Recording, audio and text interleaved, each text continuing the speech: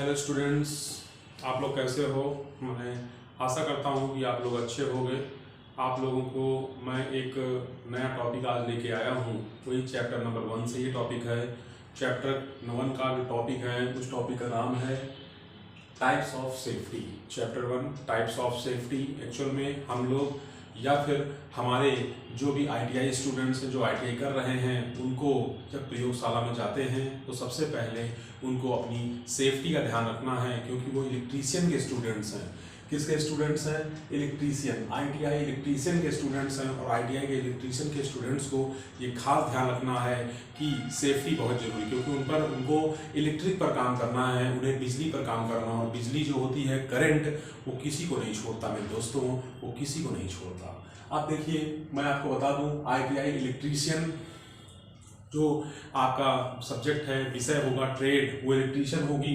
और मेरे यूट्यूब का चैनल का नाम आपको याद है, my YouTube channel technical and non technical by Deepak sir. आप इस चैनल को सब्सक्राइब करिए, ज़्यादा से ज़्यादा इसको लाइक करिए, कमेंट करिए, और आपको जो भी प्रॉब्लम्स हों वो मुझे कमेंट के द्वारा बताइए।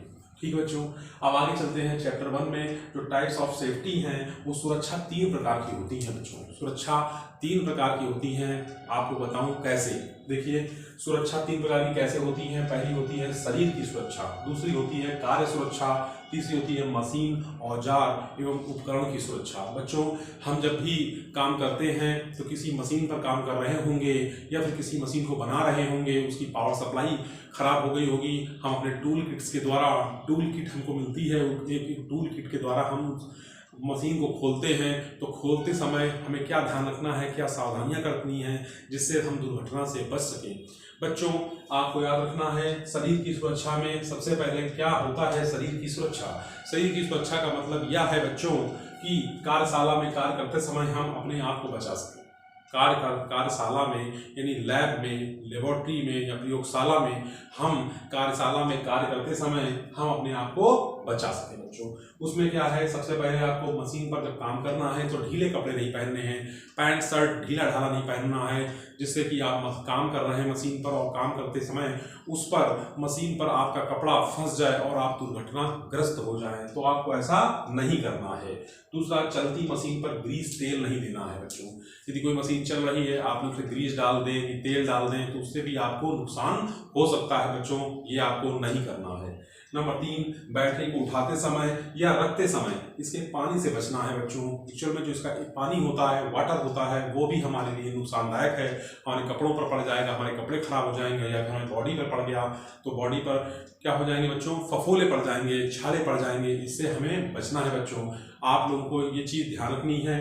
अब हम लोग आगे चलते हैं बच्चों।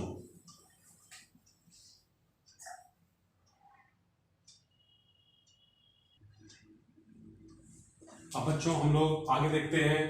अगली सुरक्षा है शरीर की सुरक्षा में कार्य सुरक्षा बच्चों। कार्य सुरक्षा में क्या है बच्चों? कार्य सुरक्षा में मरम्मत की जाने वाली मशीन और उसके भागों की सुरक्षा से है बच्चों। आगे देखिए कैसे, मैं आपको बताऊं।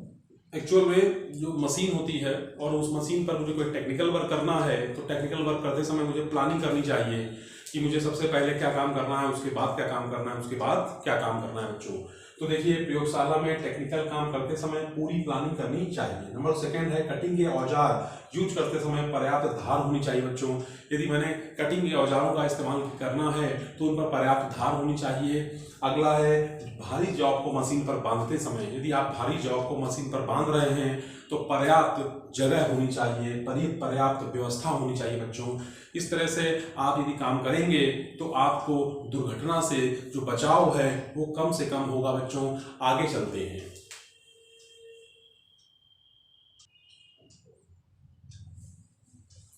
अब बच्चों आगे चलते हैं। अब देखिए आगे, इसमें जो आगे वाला पार्ट है, तीसरा मशीन, औजार एवं उपकरण की सुरक्षा। बच्चों, हम यदि किसी मशीन पर काम कर रहे हैं या मशीन को बना रहे हैं तो उसके लिए हमें क्या करना चाहिए? हमें उस तरह के औजारों का इस्तेमाल करना चाहिए, उन औजारों का इस्तेमाल करना चाहिए जिन औजारों की मदद से हम उस मशीन को खोल सकें, उस मशीन की मरम्मत कर सकें। हम अन्यथा के औजारों का इस्तेमाल ना करें। जैसे मान लेते हैं हमें कहीं पर पेंच खोलना है, तो उस पेंच को खोलने के लिए मुझे पेंचकस का इस्तेमाल करना चाहिए बच्चों, ना कि हमें प्लास का इस्तेमाल करना चाहिए। पर्याप्त औजार का इस्तेमाल करना चाहिए। देखिए लिखा है मशीन के प्रोडक्शन में उसके किसी भाग को बनाने अथवा उनकी मरम्मत के लिए विभिन्न प्रकार के ऑपरेशन करने से पड़ते हैं। ऑपरेशन माने जो काम आप करोगे, कार्य जो करोगे वही ऑपरेशन है। पहला ऑपरेशन है कि किसी भी पार्ट को खोलने तथा बांधने के लिए निश्चित औजार का यूज करना चाहिए, जैसे पेचकस का यूज करें, ना कि प्लास का यूज करें।